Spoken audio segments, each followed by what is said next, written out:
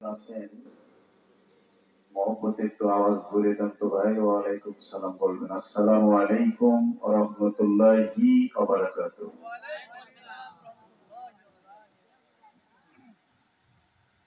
আলহামদুলিল্লাহ আলহামদুলিল্লাহ নাহমাদুহু ওয়া নাস্তাঈনুহু ওয়া নাস্তাগফিরুহু ওয়া নাউযু বিল্লাহি ونعوذ بالله من شرور أنفسنا ومن سيئات أعمالنا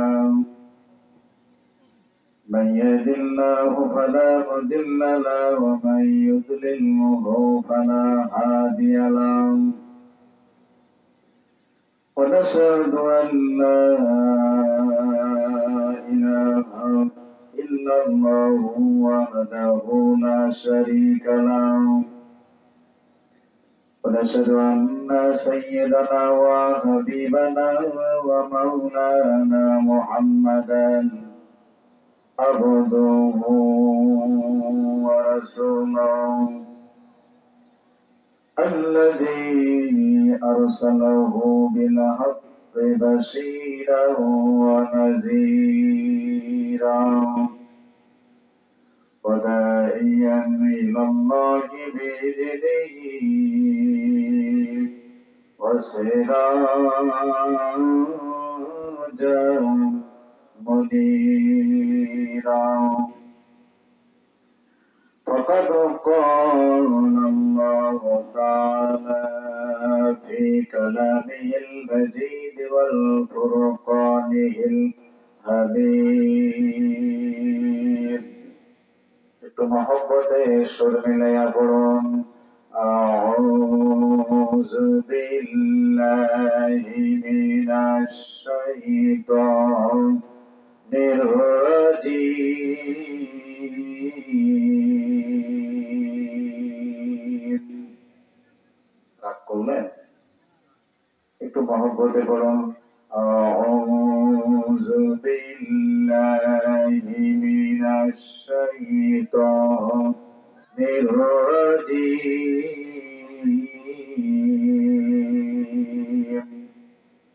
বিসমিল্লাহির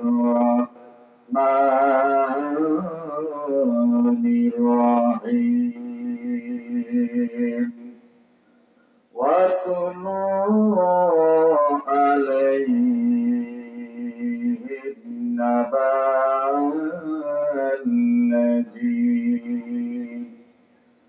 آتيناه آياتنا فانسلخ منها فأتبعه الشيطان فكان من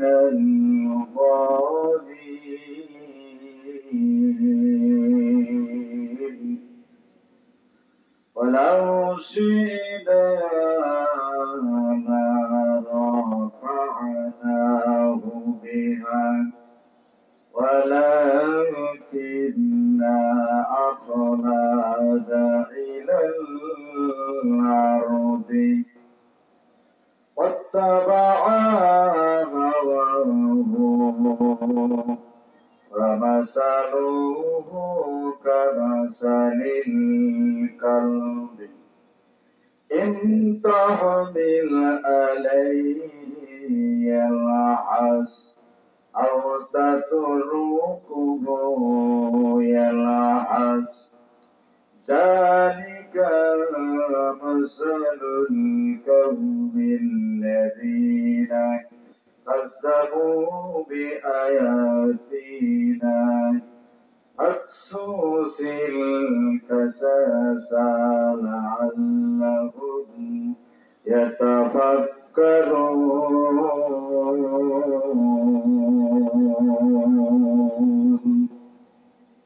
صدقت يا ربنا وقال تعالى في شان رسول الله صلى الله عليه وسلم من بنى لله مسجدا بنى الله له بيتا في الجنة أو كما قال عليه الصلاة والسلام إن الله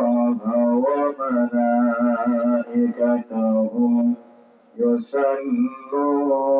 يصلون على النبي يا أيها الذين آمنوا صلوا عليه وسلموا تسليما محمد درود إبراهيم পাঠ করে নিই اللهم صل على محمد وعلى آل محمد كما صليت على إبراهيم وعلى آل إبراهيم إنك حميد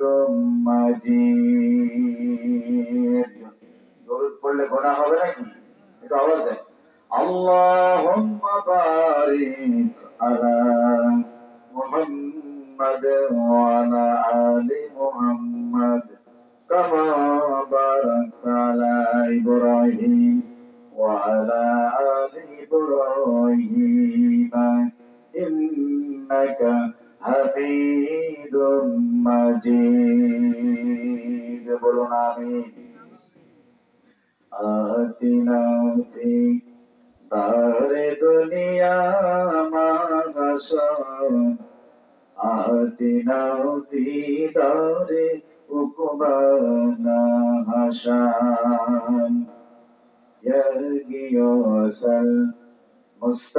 المستغيثين آتنا لافتخار بالعلوم والجنان قدر برو رتداري برو كمان أنت ربي أنت حسبي ذو الجلال তুহি কাদের জলিলুল্লাহ জাহাদার তুহি কাদের জলিলুল্লাহ জাহাদার বাহর হালে তুহি মেরা নিগাদার লা ইলাহা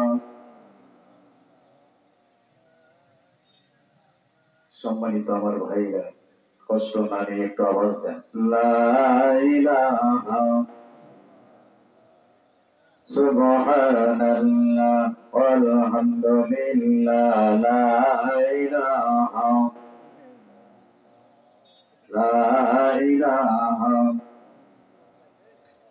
চারিদিকে কাফির ঘেরা আল্লাহু আকবার বলুন চারিদিকে কাফের ঘেরা মধ্যে হোসেন একেলা চলছে রক্তের ফোয়ারা চলছে রক্তের ফোয়ারা তবু জবানে ইল্লাল্লাহ লা ইলাহা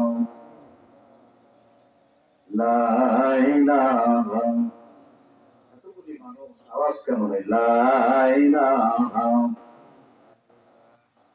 আসিয়া ফিরাউন বলে আসিয়া রে মুসার কালিমা সারিয়া দে মারহাবা ফিরাউন বলে আসিয়া রে মুসার কালিমা সারিয়া দে আসিয়া বলে ফিরাউন রে জীবন দিব শহীদ হব মুসার কালিমা সারিব না লা ইলাহা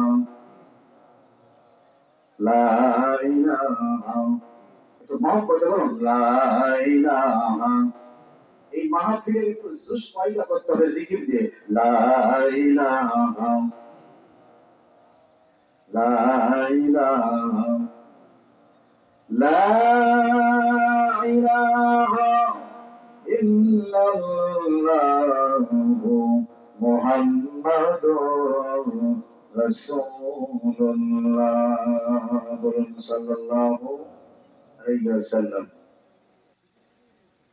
সুনীল নীলব নীলিমাময় মেঘ মুক্ত মহাকাশ, চন্দ্র সূর্য গ্রহ নক্ষত্র সৌররাজি, আফ্রিকার গহীন বনরণ্যে লুকিয়ে থাকা হিংস্র প্রাণী, জিনাদের খোদা খাদ্যে আহার যোগান যে মহান দ্রষ্টা, যে মহান স্রষ্টা।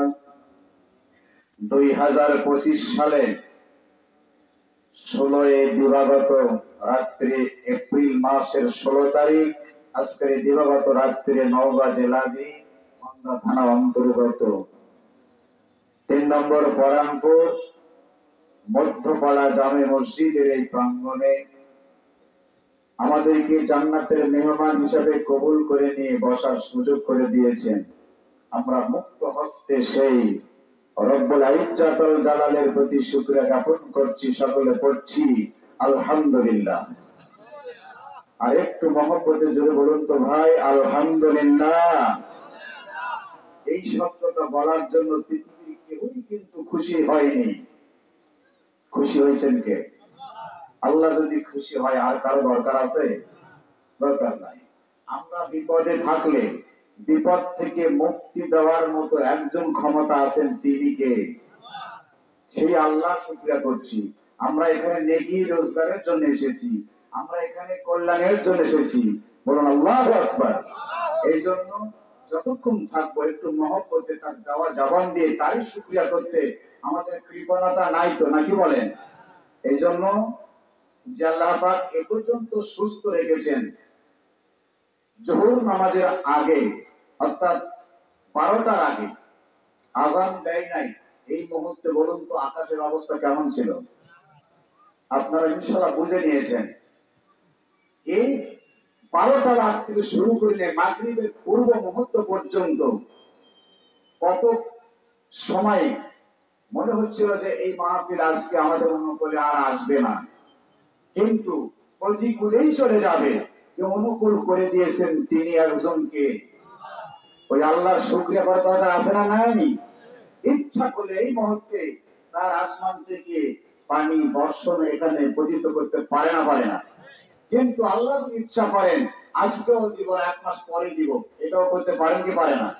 সুতরাং যে আল্লাহ পাক দয়ার নজর দিয়া এই পর্যন্ত এই মাহফিলকে সাফল্যমণ্ডিত করার মতো আমাদেরকে সুযোগ করে দিয়েছেন, অন্তরে নিড়ায়ে আওয়াজ দিয়ে সেই আল্লাহকে খুশি করার জন্য সকলে পড়ে নি আলহামদুলিল্লাহ।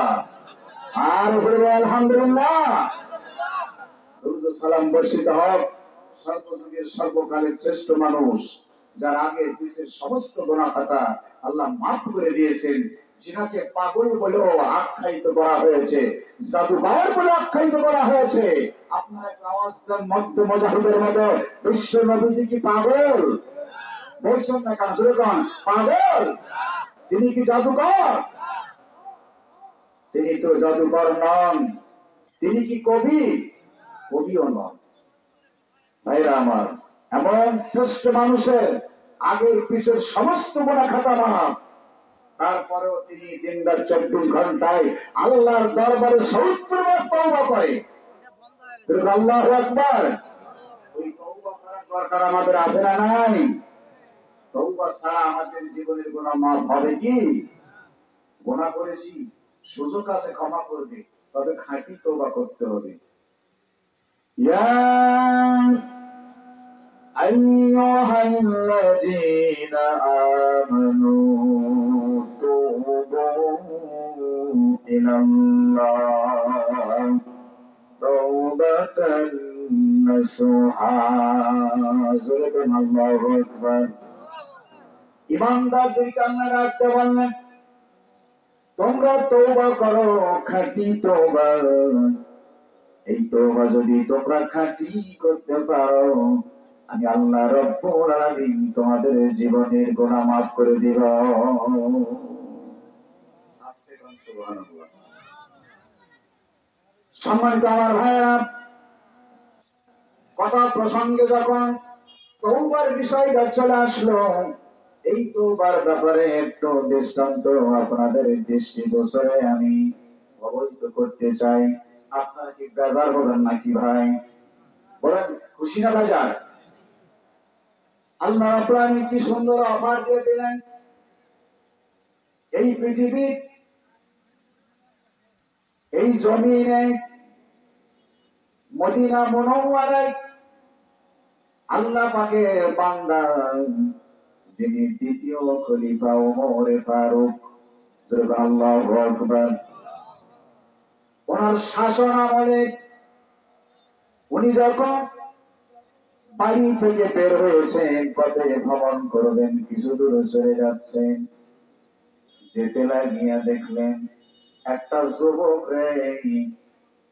মদের বোতল হাতে নিয়ে দাঁড়িয়ে আছে। কিসের বোতল? একটু জবাব দেন, কি বোতল নিয়ে আছে? ওমরের শাসন আসলে নরমালি না শক্ত? এই কথাগুলো আসবে জুড়ে আপনাদের মুখ থেকে। ওমরের শাসন শক্ত না নরম? এই যে 2025 সাল পড়ে গেছে, বিগত দিনের আগস্ট মাসের 5 তারিখের আগে যে শাসক ছিল তার এই শাসন কার্য শক্ত ছিল না নরম ছিল? এটাও বুঝতে পারেননি। 5 তারিখের আগে যিনি শাসন চালিয়ে গিয়েছিল এদেশে, তিনার শাসন কার্য নরম ছিল না শক্ত?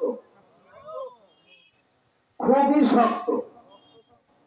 আর হয়ে গেল আপনি আমি সকলে তার ভক্ত নাকি? শাসন কার্য ছিল শক্ত, আমরা হয়ে গেছিলাম তারই ভক্ত, যা করেন তাই। এই শক্ত উমরের শাসন আমলে উনি শাসন কার্য চালিয়ে গেছেন, নরম নয় শক্ত শাসন ছিল। আল্লাহু আকবার। তো উনি দেখছেন একটা যুবক মদের বোতল হাতে নিয়ে। যুবক চিন্তা করছে, আহারে কিতাবে আসছে ওমর যে পথ দিয়ে যায় সে পথে 40 দিন কিন্তু শয়তান আর নাই। কতদিন? 40 দিনের রাস্তা উনি এমন সাফ করে দেয়, পরিষ্কার করে দেয়, যেরকম আল্লাহু আকবার। তাহলে এমন পাওয়ারফুল নেতা উনি চলছেন, পথ দিয়ে দেখতে পারেন যুবক মদের বোতল হাতে নিয়ে আসে, কিন্তু এখন কিছু বলেন নাই। যুবকের মধ্যে ডর পয়দা হয়ে গেছে, আমি ধরা খেয়েছি বাদশার সামনে, আজকে আর দুনিয়াতে থাকার মতো এখতিয়ার আমার নাই। উনি বুঝে নিয়েছেন ওমরের শাসন শক্ত শাসন, উনি মদখুরকে ধরবেন, দুনিয়া থেকে কতল করে দিবেন। এ বিচার ছিল না? ছিল না?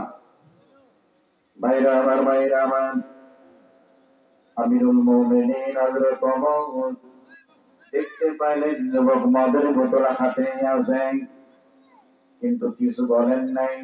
যুবকের মধ্যে কম্পন শুরু হয়ে গেছে। আল্লাহু আকবার কম। আমার জীবন শেষ, এমন প্রেসিডেন্টের সামনে আমি ধরা খেয়ে গেছি, আবার আমাদের বোতল হাতে, কি করব? জীবন বাঁচানো দরকার। মদের বোতলটা জামার ভিতরে লুকিয়ে রাখতেছেন। কি তার কৌশল, ওইটা মনে হয় ওমর দেখতে পায়নি। কি কম দেখতে পেয়েছে নাকি? জামার ভিতরে যখন গোপন করেছে, এই গোপন জিনিস ওমর দেখতে পেয়েছে না পায় নাই? ওমর ডাক্তার বললেন, যুবকরা তোমার হাতে কি দেখলাম? আল্লাহু আকবার। ওই যুবক কম্পন সৃষ্টি হয়ে গেছে। আমি এখন উত্তর কি দিব, উত্তর কি দিব, উত্তর কি দিব খুঁজে বেড়াচ্ছে। কি দিব উত্তর? যদি মিথ্যা বলি তাও ছাড় নাই, সত্য বললো তো ধরা খেয়ে যাব। কি বলবো? উনি একবার একমাত্র আমিরুল মুমিনিন হযরত ওমরের কথায় উত্তর কি দিবে খুঁজে খুঁজে বের করে উনি নির্ণয় করছে, উনি সিদ্ধান্ত নিচ্ছে আমি কি বলবো। কিন্তু অঝর নয় রে, চোখের পানি এবার ছেড়ে দিতে শুরু করেছে। একটু আওয়াজ দিয়ে বলেন আল্লাহু আকবার। চোখের পানি পড়তেছে। যুবক এইবার পানি ফেলতেছে, ওমরের দিকে নজর নাই, নজর দিতেছে শুধুমাত্র কোন দিক? উপরে আরশে আজিমের দিকে তাকাইছে যুবক। আরশে আজিমের দিকে তাকাইয়া কাঁদতে বলতেছে মালিক, যে ওমর নবীজির মাথা কাটার জন্য তরবারি নিয়ে ছোটাছুটি করেছে, আল্লাহ গো, ওই ওমরকে যদি তুমি ক্ষমা করে দিতে পারো, আমি মজকুর যুবক হতে পারি, আপনি কি আমাকে ক্ষমা করবেন না? যেরকম মারহাবা।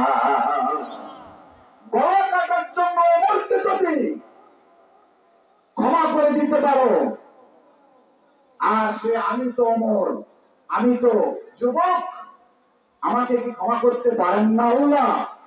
আল্লাহ গো, দয়া করে ওমরের হাত থেকে আমাকে বাঁচায় দেন, ক্ষমা করে দেন আল্লাহ। আমি আজকে খাঁটি তওবা করতেছি, জীবনে কোনোদিন মদ পান করব না। কি করবে না? তওবাটা কার কাছে হলো? ওমর সবগুলো শুনতে যায়, যুবক অনয় বিনয় করে কাঁদতেছে মালিকের কাছে, আল্লাহ তওবা করলাম, ইয়া আইয়ুহাল্লাযীনা আমানু তুবু ইলাল্লাহ তাওবাতান নাসুহা। আল্লাহু আকবার। খাঁটি তওবা যদি করতে পারো, জীবনের গুনাহ মাফ করে দিবে কে? আল্লাহ, আমি তওবা করলাম, আমি যতদিন বেঁচে থাকবো আমি কোনোদিন আর মদ পান করবো না। আর আমার মধ্যে, আমার চোখের সামনে যদি কোনো মদখোর চোখের সামনে পড়ে, আমি ওই মদখোরকে ধরে নিয়ে সে ওমরের হাতে উঠাইয়া দিব। সিদ্ধান্ত হয়ে গেল কার সঙ্গে? কি ব্যাপার? এই যে একটা এলোমেলো ভাবটা খুব খারাপ হলো। একটু কালেমা বলুন, লা ইলাহা লা ইলাহা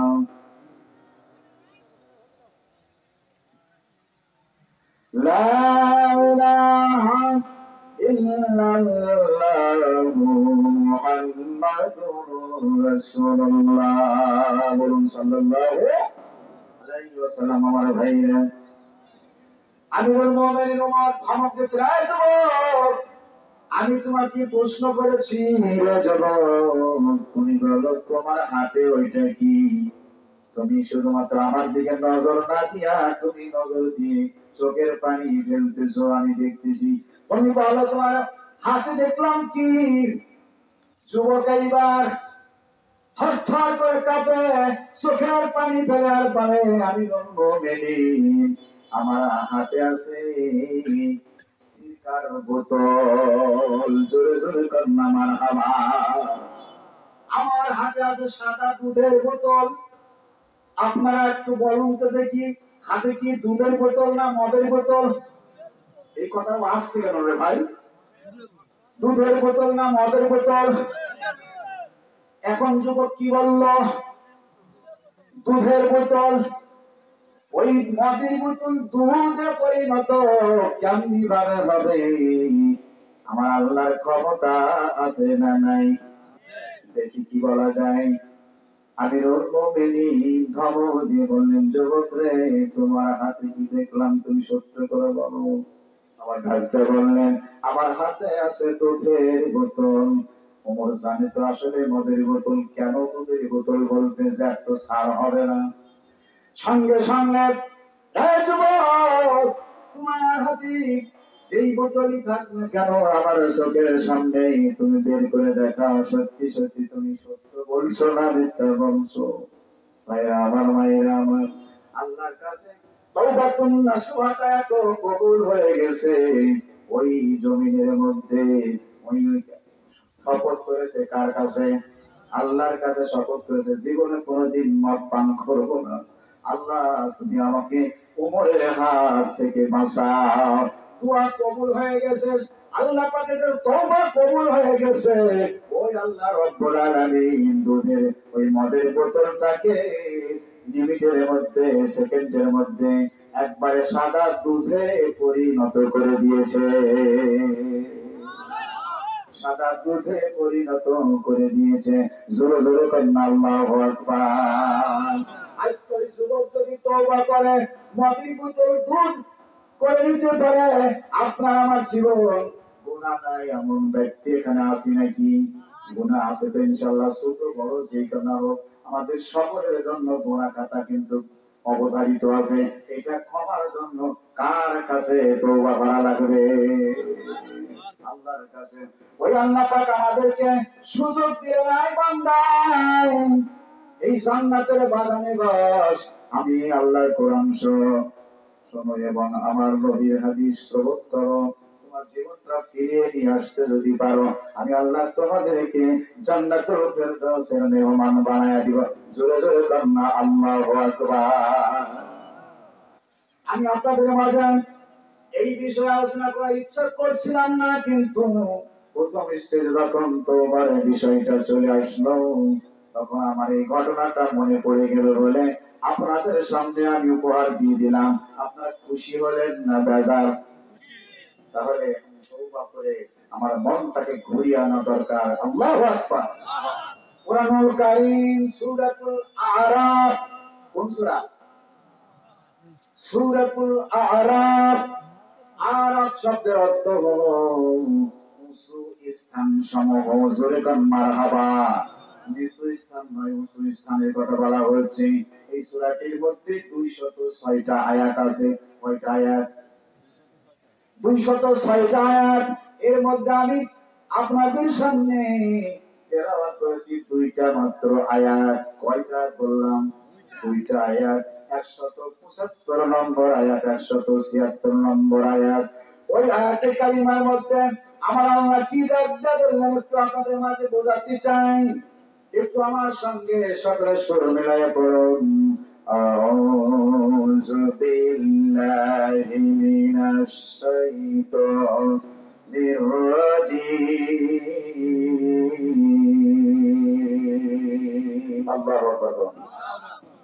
বিসমিল্লাহির রাহমানির রাহিম।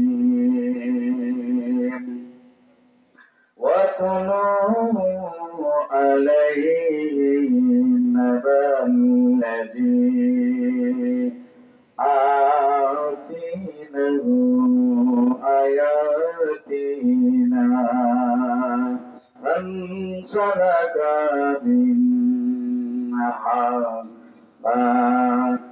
فأتبعه الشيطان فكان من الغاوين। الله أكبر। তাদেরকে ওই ব্যক্তির দৃষ্টান্ত বর্ণনা করে শোনান। ঘোষণাকে দিলেন, তাদেরকে ওই ব্যক্তির বৃত্তান্ত বর্ণনা করে শোনান, যেই বৃত্তান্তটা আমি আল্লাহ পাক তাকে আমার পক্ষ থেকে বিশেষ কিছু নিদর্শন দিয়েছি। জোরে বলুন আল্লাহু আকবার। ওই নিদর্শনটাকে যে বর্জন করবে, শয়তান তার পিছনে পিছনে লেগে যাবে। আল্লাহর হুকুমটা অবমাননা করবে, তার পিছনে কে লেগে যায়? শয়তান। কে লেগে যায়? শয়তান তার পিছনে লেগে যাবে। আর যখন শয়তান পিছনে লেগে যাবে, সঙ্গে সঙ্গে ওই মানুষটি আর সুপথ পায় না, বিপদগামীতে শামিল হয়ে যায়। জোরে জোরে কান্না নাউজুবিল্লাহ। আর জোরে কান্না নাউজুবিল্লাহ। আমার ভাইরা মা বলেন, ওয়ালাউ শি'না লারফা'নাহু বিহা ولكنه أخلد إلى الأرض واتبع هواه فمثله كمثل الكلب। الله أكبر। আমি যদি ইচ্ছা করতাম, কে ইচ্ছা করলে? আল্লাহ বলছে, আমি যদি ইচ্ছা করিতাম তাহলে তাকে আমি উচ্চ মর্যাদাশীল বানায়া দিতাম। জোরে জোরে কন্যা মারহাবা। যখন সে পৃথিবীর এই মোহের মধ্যে আকৃষ্ট হয়ে গেছে, নিজ প্রবৃত্তি অনুসরণ শুরু করে দিয়েছে, বলে আমি তার চেহারাটা কুকুরের ন্যায় শামিল করে দিয়েছি। ঘোষণা কার? কামাসালিল কালব। কাল শব্দ হলো কুকুর, তার চেহারাটাকে আমি আল্লাহ কুকুর বানায় দিয়েছি। যেরকম নাউজুবিল্লাহ, আপনি আমি মানুষ, আমার চেহারা যদি কুকুর হয়ে যায় তখন কি খুব আনন্দ লাগবে না কি খারাপ লাগবে? এটা কেন লাগবে, কেন কুকুর করবে, এই বিষয়বস্তুর মধ্যে আল্লাহ সুন্দরভাবে বর্ণনা করেছেন। সেটা আপনাদের মাঝে আমি বর্ণনা করার জন্য আয়াতটি পছন্দ করে তেলাওয়াত করেছি। একটু সময় যদি আপনাদের কাছে আমি নিয়ে নিই তাহলে খুশি হবে না রাজা? ও আমার ভাই, কামাসানিকাল কুকুরের মতো করে দিব। কেন করে দিব? তারা আমার আয়াত যখন এসেছে সবগুলো তারা অবমাননা করেছে। আর আকার মাকসুসিল কাসাসালাল্লাহ ইয়াতাফাক্কারুন।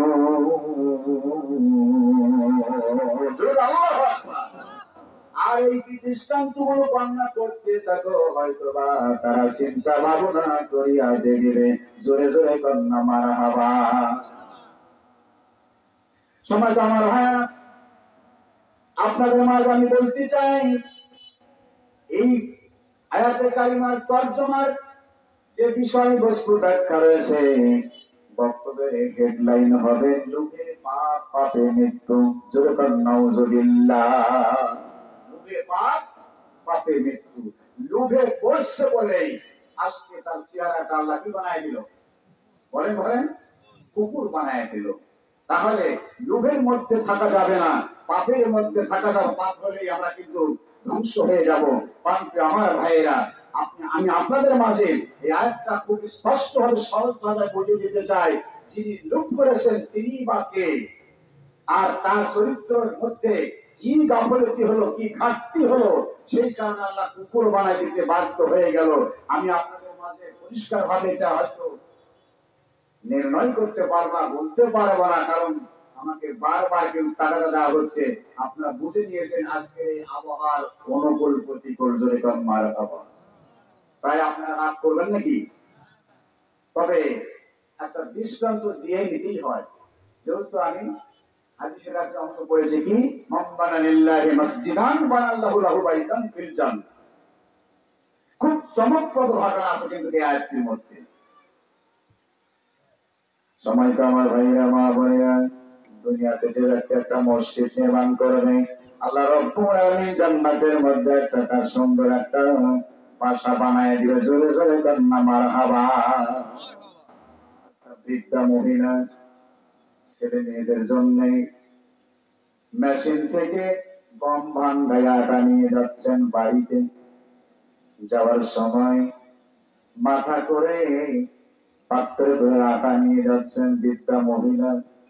অথচ পথের মাঝে কোথার থেকে জানি একটা আবহাওয়া, একটা বাতাস প্রবাহিত হয়ে গেছে। সুবহানাল্লাহ। ওই বাতাসটা যখন শুরু হয়ে গেছে, বাতাসটা এই বৃদ্ধা মহিলার পাত্রে আটাগুলো সব পোড়ায় নিয়ে গেছে। বাড়িতে আটা ছাড়া খাবার কিছু নাই, অনাহারে থাকতে হবে। আর অভাব অনটন, সেই সময় বৃদ্ধা মহিলা হতাশাগ্রস্ত, কি করবে কি করবে, বাতাসে আমার আটা ওড়ায় নিয়ে গেল, এখন আমার ছেলে মেয়েদের মুখে আমি কি উঠাইয়া দিব, চিন্তা হবে না হবে না? সময় তোমার ভাইরা, বৃদ্ধা মহিলা এইবার চিন্তা স্থির করে নিয়ে চলে গেলেন ওই জামানার একজন বাচ্চা, তার নাম হলো হযরতে দাউদ আলাইহিস সালাম। কার কাছে গেল? দাউদ নবীর কাছে চলে গেল।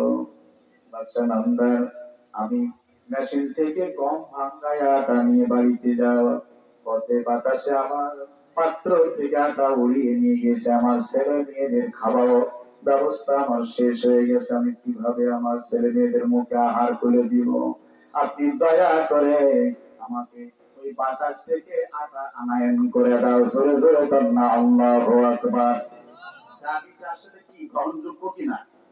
বাতাসে আটা নিয়ে গেছে সুলাইমান বাদশাহ, উনি যদি একটু চেষ্টা করেন, যদি আয়না দিতে না পারেন তার ভান্ডার থেকে, তার কি তহবিল থেকে দিতে পারেন, কি বলেন?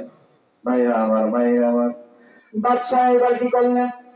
চিন্তা করলেন বাতাস আটা নিয়ে গেছে, আমি বাতাসটি কেমনি ভাবে তলব করে আনায়ন করব?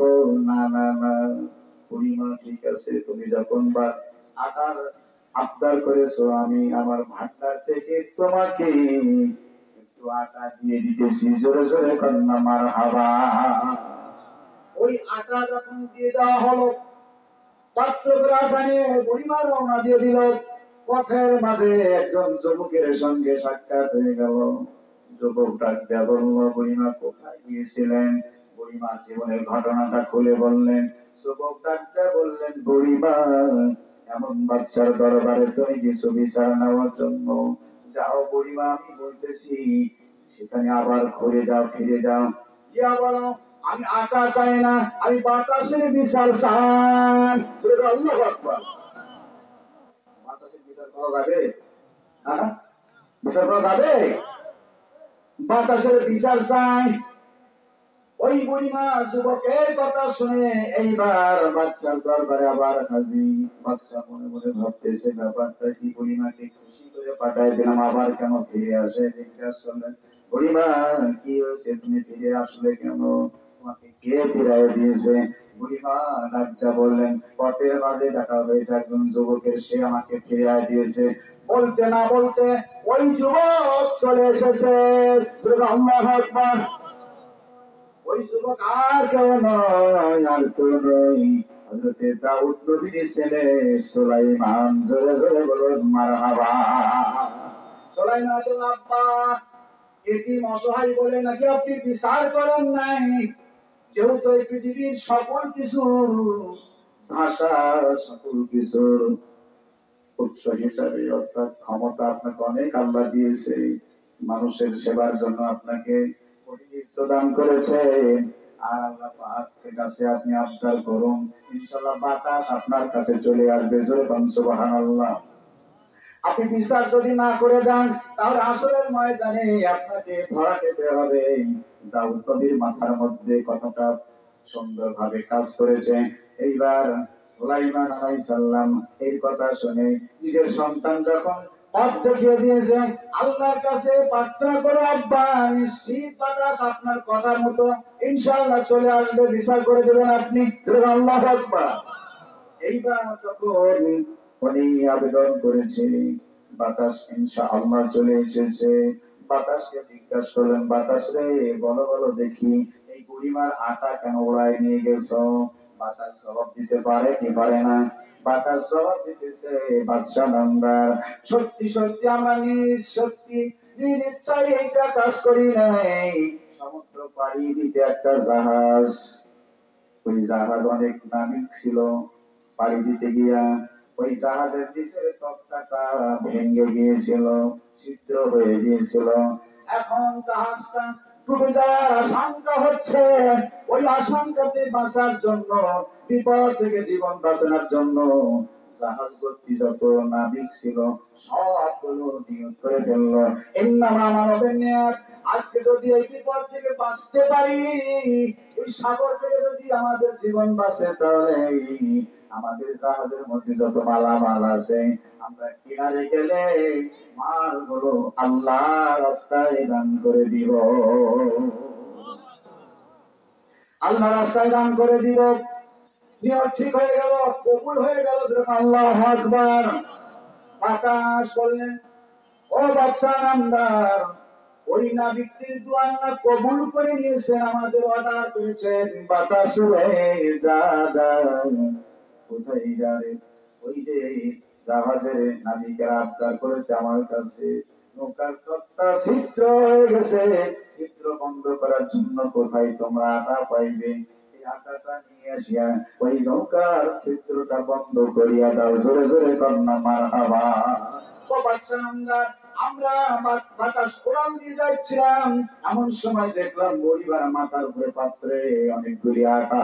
আমরা ওই আটাকে ওড়ায় নিয়ে গিয়ে ওই জাহাজের ওই নৌকার তক্তাটা আমরা ছিদ্র বন্ধ করে দিয়েছি।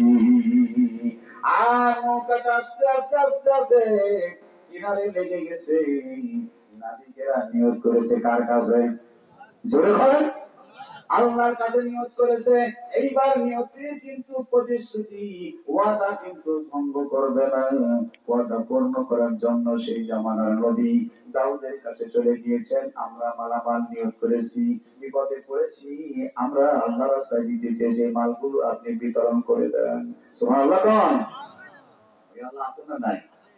তাহলে জাহাজ ভর্তি মালের মালিক কে হলো? কে হলো? ওই যে বুঝে নিয়েছেন, জাহাজ ভর্তি মাল বাস্তবিক একমাত্র আকারে হারিয়ে গেল, অথচ আল্লাহ রব্বুল আলামিন নিয়ত ভালোর কারণে আল্লাহ তাকে জাহাজে মালের কিন্তু অংশীদার বানায় দিল। একটু জোরে কর মারহাবা।